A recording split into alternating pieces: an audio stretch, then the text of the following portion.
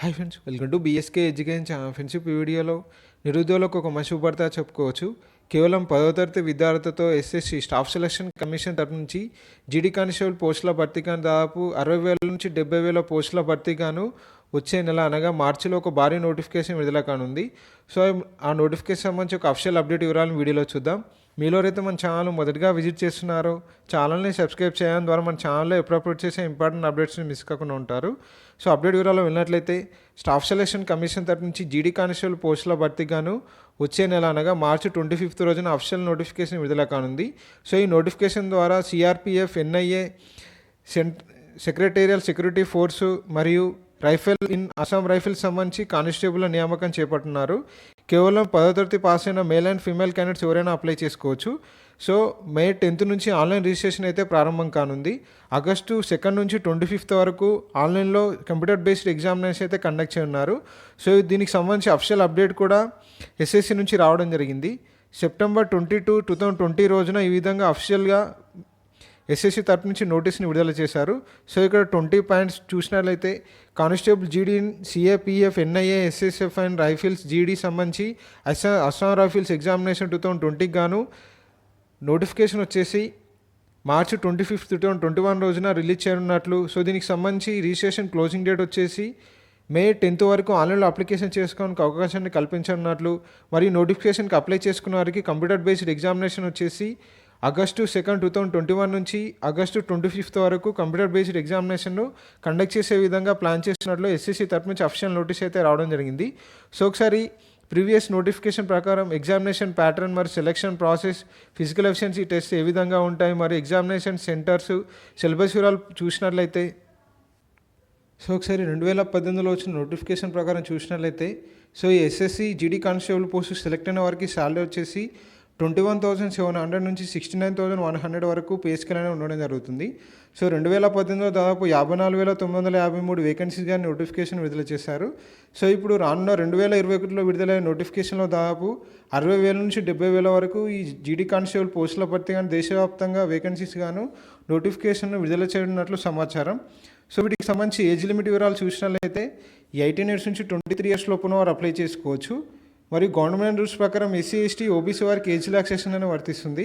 SC, ST వారికి maximum 5 years age relaxation మరియు OBC వారికి 3 years ఏజ్ రిలాక్సేషన్ అనేది వర్తిస్తుంది.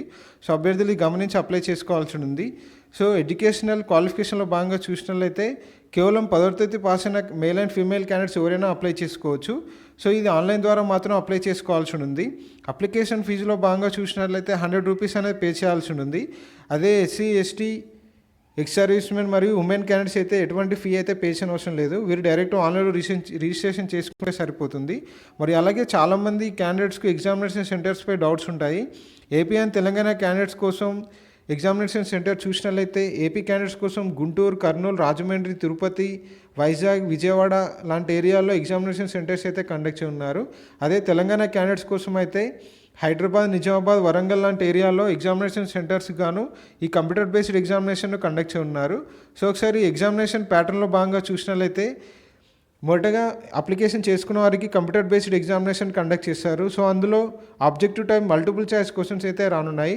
100 questions 100 marks గాను దాదాపు 4 టాపిక్స్ నుంచి ప్రశ్నలు ఉన్నాయి. అందులో పార్ట్ ఏలో భాగంగా జనరల్ ఇంటెలిజెన్స్ అండ్ రీజనింగ్ సంబంధించి 25 questions 25 మార్కులు, general knowledge and general awareness సంబంధించి 25 questions 25 మార్కులు, ఎలిమెంటరీ మ్యాథమెటిక్స్ సంబంధించి 25 questions 25 మార్కులు, ఇంగ్లీష్ లాంగ్వేజ్ తరపు నుంచి 25 questions 25 మార్కులు, మొత్తంగా 90 నిమిషాల డ్యూరేషన్లో ఈ 100 questions అటెంప్ట్ చేయాల్సి ఉంది.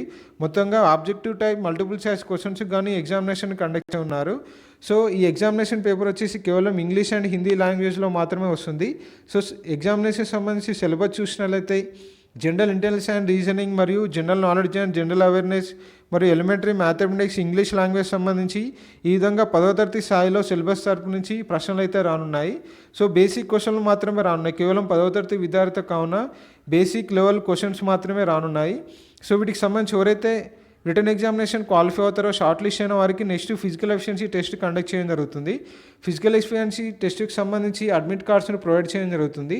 సో అడ్మిట్ కార్డ్స్ సంబంధించి వచ్చిన వారు ఫిజికల్ ఎఫిషియన్సీ టెస్ట్ అటెండ్ కావాల్సి ఉంటుంది.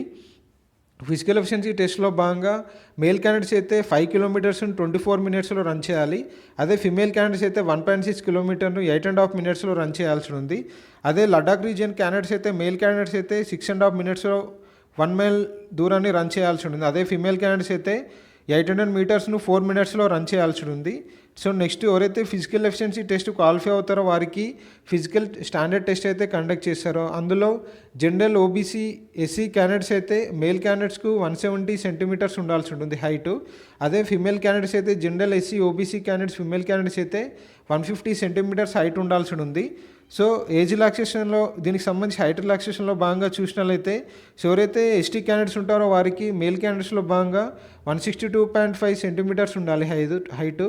అదే ఎస్టీ క్యాండిడేట్స్ ఫిమేల్ క్యాండిడేట్స్ అయితే 150 సెంటీమీటర్స్ ఉన్నా కూడా ఎలిజిబుల్ అవుతారు.